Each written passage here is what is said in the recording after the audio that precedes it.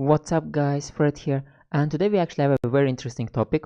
I'm gonna show you how to create this kind of glitchy color. So as you can see, like there are lots of colors and it looks like a drop.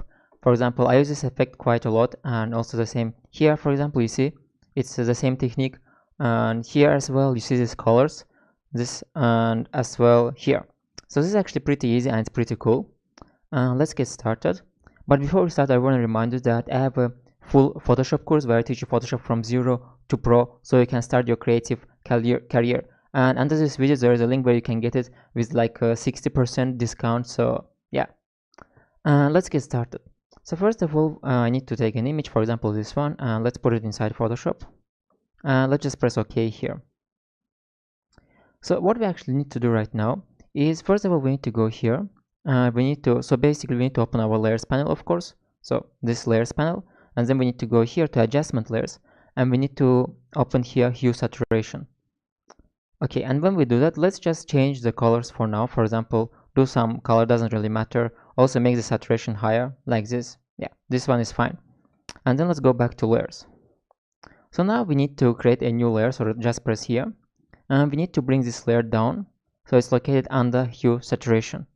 And now when we have done that, so this structure is very important. First image, then empty layer, and then hue saturation. Now let's go here, press right, and we need to choose mixer brush tool. And when we choose it, so there are a few things we need to make sure. First of all, wetness must be 100, load must be 100, mix must be 100, flow must be 100. This can be 0. Yeah, the only thing that can be 0. And then another thing we should make sure is press here. Make sure this is not checked, because this can be checked. For example, if I press, you see it's checked. Make sure you press it and it's not checked. Make sure these are both of them are on, like this. And that's it basically. So let's just make our brush a little bit bigger. And now if we start coloring, look what's going to happen. But make sure you color on the empty layer. Okay. So now if I color, look. Okay. Why didn't it work actually? Let's go back. Sorry. Edit, undo. So we also need to press here sample all layers, make sure this is checked. And then when this is checked, let's color, see what happens. You see these interesting colors start to appear. Basically we start color like this, and it looks like so cool. For example, like this, and you can create like so many different unique artworks with that. Another thing I would advise you is, let's just delete this layer, create a new one. Again, it's located between hue saturation and the photo. And let's open, let's go to window and open here brush settings. Where is our brush settings panel? Exactly. So here we can change to different brushes. For example, I can choose this brush here, this brush tip basically.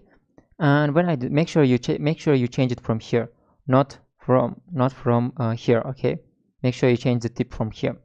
And now if I start coloring, for example, see what happens. Now it looks a little bit different. You can see that more colors are here right now.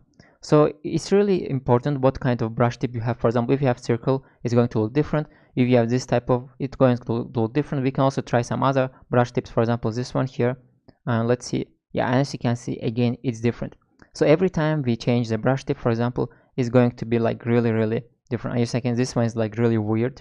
Let's do something else. Yeah, so we're making it already bad, but anyway, you got the idea.